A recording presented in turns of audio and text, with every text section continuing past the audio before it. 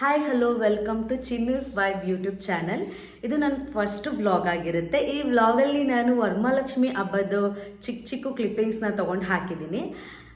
ನಾನು ಶಾಪಿಂಗ್ ಆಗಿರ್ಬೋದು, ವರಮಹಾಲಕ್ಷ್ಮಿಗೆ ನನಗೆ 1.5 ಇಯರ್ ಬೇಬಿ ಇದೆ, ಅವಳನ್ನ ಕರ್ಕೊಂಡು ನಾನು ಶಾಪಿಂಗ್ ಮಾಡೋಕ್ಕೆ ಹೋಗಿರೋ ಚಿಕ್ಕ ಚಿಕ್ಕ ಕ್ಲಿಪ್ಪಿಂಗ್ಸ್ ಇದೆ. ಮತ್ತು ನಾನು ಇರೋದು ತಮಿಳ್ನಾಡಲ್ಲಿ. ತಮಿಳ್ ನನಗೆ ಅಷ್ಟು ಬರೋದಿಲ್ಲ, ಸ್ವಲ್ಪ ಬರುತ್ತೆ. ಸೊ ಯಾವ ಥರ ಮ್ಯಾನೇಜ್ ಮಾಡಿ ಶಾಪಿಂಗ್ ಮಾಡ್ಕೊಂಡು ಬಂದೆ, ಆಮೇಲೆ ವರಮಹಾಲಕ್ಷ್ಮಿಗೆ ಯಾವ ಥರ ಪ್ರಿಪ್ರೇಷನ್ ಮಾಡಿಕೊಂಡೆ ಅಂತ ಹೇಳಿ ಈ ವ್ಲಾಗಲ್ಲಿ ಹಾಕಿ. ಪ್ರತಿ ವರ್ಷ ವರಮಹಾಲಕ್ಷ್ಮಿ ಹಬ್ಬನ ನಾವು ನಮ್ಮ ಅತ್ತೆ ಮನೇಲಿ ಮಾಡ್ತಿದ್ವಿ. ಈ ವರ್ಷನೇ ನಾನು ಫಸ್ಟ್ ಟೈಮ್ ನಮ್ಮ ಮನೇಲಿ ಹಬ್ಬ ಮಾಡಿರೋದು. ನನ್ನ ಹಸ್ಬೆಂಡ್ಗೆ ಸ್ವಲ್ಪ ಕೆಲಸ ಇದ್ದಿದ್ದರಿಂದ ಹೋಗೋಕ್ಕಾಗಲಿಲ್ಲ. ಸೊ ಅದಕ್ಕೆ ನಾವು ಈ ವರ್ಷ ನಮ್ಮ ಮನೇಲೇ ಮಾಡಿದ್ದು. ಅವತ್ತಿನ ದಿನವೇ ಶಾಪ್ ಮಾಡಿ, ನಾನು ವರಮಹಾಲಕ್ಷ್ಮಿ ಹಬ್ಬದ ದಿನವೇ ಶಾಪ್ ಮಾಡಿ ಸಾಯಂಕಾಲ ಪೂಜೆ ಮಾಡಿದ್ದು. ಚಿಕ್ಕ ಚಿಕ್ಕ ಕ್ಲಿಪ್ಪಿಂಗ್ಸ್ ತೊಗೊಂಡಿದ್ದೀನಿ, ಅದನ್ನೆಲ್ಲ ಜೊತೆಗೆ ಒಂದು ರೆಸಿಪಿ ಕೂಡ ಈ ವ್ಲಾಗಲ್ಲಿದೆ, ನೋಡ್ಕೊಬನ್ನಿ. ಆಲ್ರೆಡಿ ನಾನು ಹೊರಟಾಗ ಲೇಟ್ ಆಗೋಗ್ಬಿಟ್ಟಿತ್ತು. ಇಲ್ಲೆಲ್ಲ ರೆಡ್ ಟ್ಯಾಕ್ಸಿ ಓಡುತ್ತೆ, ಓಲೋ ಮತ್ತು ಊಬರ್ ಎಲ್ಲ ಇಲ್ಲ, ಇಲ್ಲಿ ರೆಡ್ ಟ್ಯಾಕ್ಸಿ ಇರುತ್ತೆ. ಅದ್ರಲ್ಲಿ ನಾನು ನನ್ನ ಮಗಳು ಇಬ್ಬರು ಹೊರಟ್ವಿ. ಅವಳಿಗೆ ಆಲ್ರೆಡಿ ನಿದ್ದೆ ಬಂದುಬಿಟ್ಟಿದೆ, ಕಣ್ಣೆಲ್ಲ ಸಣ್ಣ ಮಾಡ್ಕೊಬಿಟ್ಟಿದ್ದಾಳೆ. ಫಸ್ಟು ನಾನು ಹೋಗಿದ್ದು ವರಮಹಾಲಕ್ಷ್ಮಿ ಫೇಸ್ ಮುಖವಾಡ ನನ್ನ ಹತ್ರ ಇರಲಿಲ್ಲ, ಬೆಳ್ಳಿದು ಕೂಡ ಇಲ್ಲ ನನ್ನ ಹತ್ರ. ಬಟ್ ನನಗೇನು ಇದೇ ಚೆನ್ನಾಗಿ ಅನಿಸುತ್ತೆ ನೋಡೋದಕ್ಕೆ. ಇದು ನೋಡ್ತಿದ್ದೀನಿ, ಇದು ತುಂಬ ಇಷ್ಟ ಆಯಿತು ಇವಾಗ ನೋಡ್ತಾ ಇರೋದು. ಬಟ್ ಅದು 2000 ರೂಪೀಸ್ ಇತ್ತು. ಅದಕ್ಕೆ ಅದು ಬೇಡ, ಸಿಂಪಲಾಗಿರೋದೆ ತೊಗೊಳ್ಳೋಣ ಅಂತ ಹೇಳಿ ನಾನು ಇದನ್ನು ತೊಗೊಂಡೆ. ಇದು ಫೇಸ್ ತುಂಬ ಚೆನ್ನಾಗಿತ್ತು. ಆಮೇಲೆ ನೆಕ್ಸ್ಟ್ ಗಂಧಿಗೆ ಅಂಗಡಿಗೆ ಹೋದೆ. ಗಂಧಿಗೆ ಅಂಗಡಿಲಿ ನಮ್ಮೂರ ಥರ ಇಲ್ಲಿ ಇರಲಿಲ್ಲ, ಗಂಧಿಗೆ ಅಂಗಡಿ ಸ್ವಲ್ಪ ಡಿಫ್ರೆಂಟಾಗಿತ್ತು. ಈ ಥರ ಅರ್ಶಿನ ಕೊಂಬನ್ನೆಲ್ಲ ಒಂದು ಬಕೆಟಲ್ಲಿ ಹಾಕಿಟ್ಟಿದ್ರು. ನಾನು ನಮ್ಮಮ್ಮ ಹೇಳ್ತಿರ್ತಾರೆ 3 ಕೊಂಬಿರೋದು ತೊಗೋಬೇಕು ಅಂಥೇಳಿ.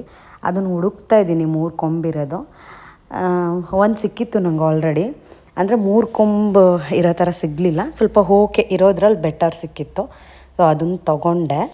ಅದನ್ನು ತೊಗೊಂಡು ಮತ್ತು ನನಗಿಲ್ಲಿ ಕನ್ನಡದಲ್ಲಿ ಹೆಸರುಗಳು ಗೊತ್ತು, ತಮಿಳಲ್ಲಿ ಹೆಸರು ಗೊತ್ತಿಲ್ಲ.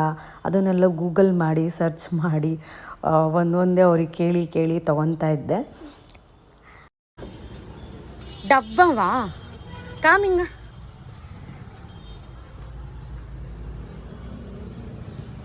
ಏನು ಬೇಕು ಬಾಪು? ಮಾಮಿ ಮಾಡೋಣ ನಾವು ಇವಾಗ ಹೋಗ್ಬಿಟ್ಟು. ಮಾಮಿ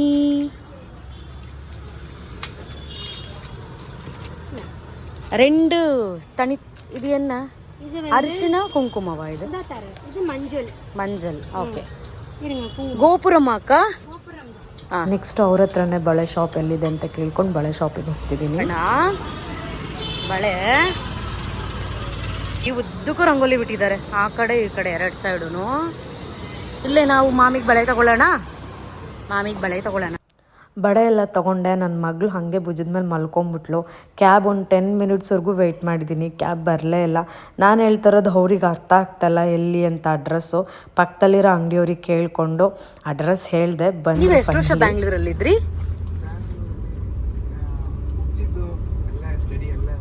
ಓ ಹೌದಾ, ಎಲ್ಲ ಕನ್ನಡ ಮೀಡಿಯಮ್ ಓದಿದ ಹಾಗಾದರೆ. Okay okay. ಮತ್ತೆ ಅಲ್ಲಿ ಸೆಟ್ ಆಗಲಿಲ್ವಾ ನಿಮಗೆ? ಓಕೆ. ಇಲ್ಲಿ ಕ್ಯಾಬ್ ಡ್ರೈವರ್ ನನಗೆ ಕನ್ನಡದವ್ರು ಸಿಕ್ಕಿದ್ರು. ಫಸ್ಟ್ ಟೈಮ್ ಕನ್ನಡದವ್ರು ನನಗೆ ಸಿಕ್ಕಿದ್ದು. ಇಲ್ಲಿ ಕನ್ನಡದವ್ರು ಸಿಕ್ಕೋದು ತುಂಬ ರೇರು. ನಂಗೆ ಸಿಕ್ಬಿಟ್ರೆ ತುಂಬ ಖುಷಿ ಆಗುತ್ತೆ.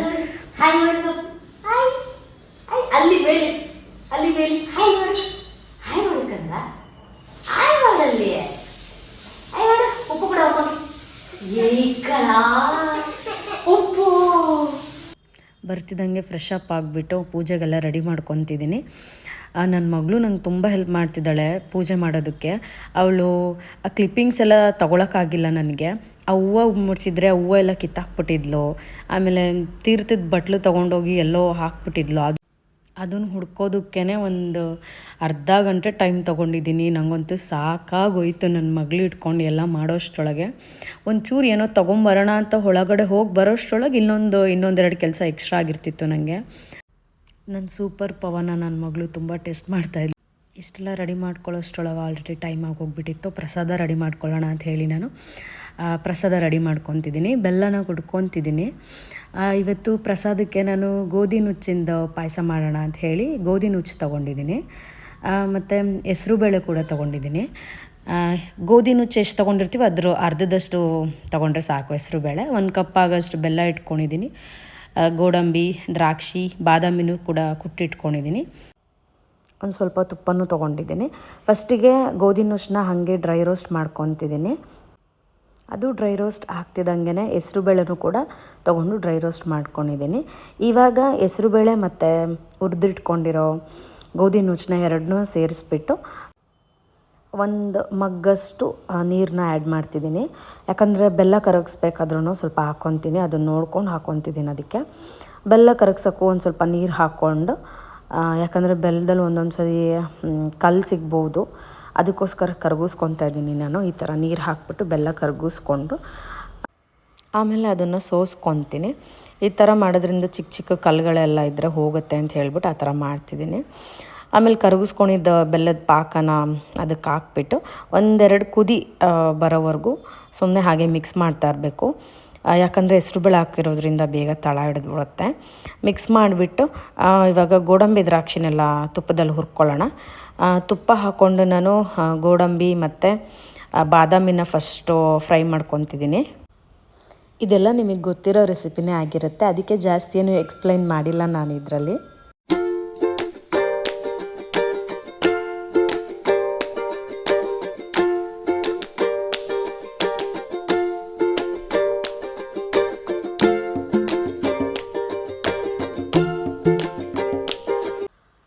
ಫ್ರೈ ಮಾಡ್ಕೊಂಡಿದ್ದೆಲ್ಲ ಅದಕ್ಕೆ ಮಿಕ್ಸ್ ಮಾಡಿಕೊಂಡು ಮತ್ತು ಈಗ ದ್ರಾಕ್ಷಿನ ಸಪ್ರೇಟಾಗೆ ಫ್ರೈ ಮಾಡ್ಕೊತಿದ್ದೀನಿ. ಅದನ್ನು ಕೂಡ ಇದಕ್ಕೆ ಮಿಕ್ಸ್ ಮಾಡ್ಕೋಬೇಕು.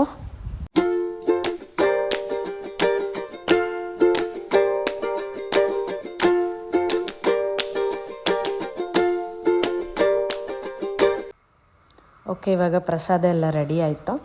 ಇವಾಗ ದೇವರಿಗೆ ಪೂಜೆ ಸ್ಟಾರ್ಟ್ ಮಾಡಿಬಿಡೋಣ.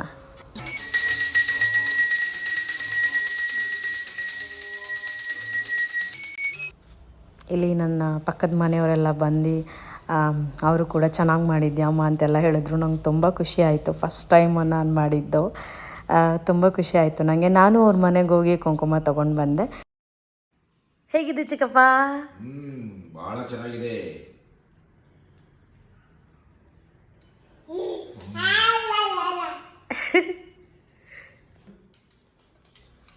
ಇಷ್ಟೊಂದು ಗೋಡಂಬಿ, ಇಷ್ಟೊಂದು ದ್ರಾಕ್ಷಿ. ಇದು ನನ್ನ ಫಸ್ಟ್ ವ್ಲಾಗು. ಏನಾದರೂ ಮಿಸ್ಟೇಕ್ ಇದ್ದರೆ ನೆಕ್ಸ್ಟ್ ಬರೋ ವ್ಲಾಗ್ಗಳಲ್ಲಿ ಸರಿ ಮಾಡ್ಕೊತೀನಿ. ಎಲ್ಲರೂ ಲೈಕ್ ಮಾಡಿ, ಶೇರ್ ಮಾಡಿ, ಸಬ್ಸ್ಕ್ರೈಬ್ ಆಗಿ. Thank you for the watching.